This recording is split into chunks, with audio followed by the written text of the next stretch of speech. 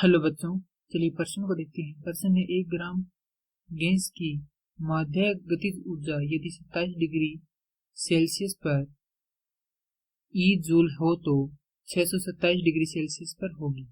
हमें यहाँ पर 4 विकल्प दिए गए हैं, हमें बताना है कि कौन सा विकल्प सही है। तो प्रश्न को आगे हल करिए।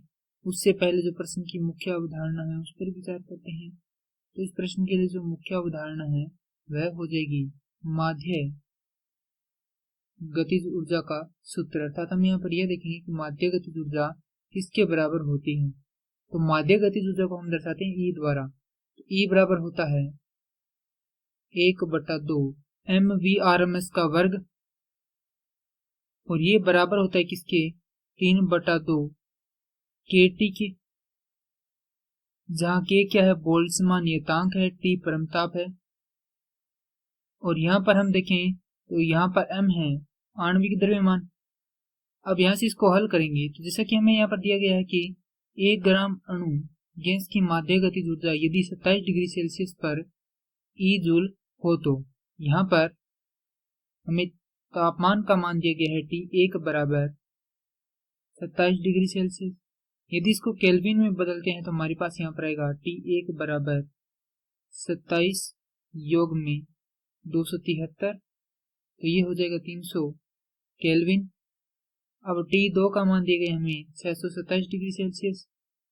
यदि इसे केल्विन में बदलेंगे तो ये होगा, यहाँ से हम हल करेंगे इसको तो 900 हो जाएगा, क्योंकि 627 में 273 केल्विन को डिग्री को जोड़ेंगे तो हमारे पास आएगा 900 केल्विन।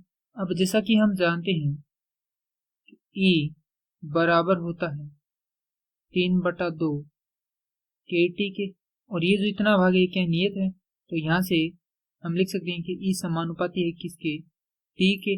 तो यहाँ से E1 भाग में E2 बराबर होगा किसके T1 भाग में T2 के। तो हल करेंगे तो हमारे पास यहाँ से प्राप्त होगा, क्योंकि E1 का मान कितना दिया गया प्रश्न में E जूल दिया गया है, तो ये हो जाएगा E जूल भाग में E2 का मान निकालना है, बराबर है T1 का मान है 300 भाग में T2 का मान है 900 केल्विन है दोनों ही।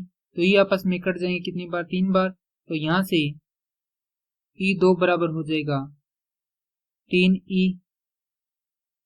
अर्थात 627 डिग्री सेल्सियस पर है जो 1 ग्राम अणु गैस है उसकी माध्य गतिज ऊर्जा कितनी हो जाएगी 3E जूल हो जाएगी। यही हमारे प्रश्न का उत्तर है। यह उत्तर दिए गए विकल्पों में से विकल्प बी से मिलान करता है, तो प्रश्न के लिए सही उत्तर होगा विकल्प बी। मैं आशा करता हूँ कि यह प्रश्न आपको समझ में आया होगा। धन्यवाद।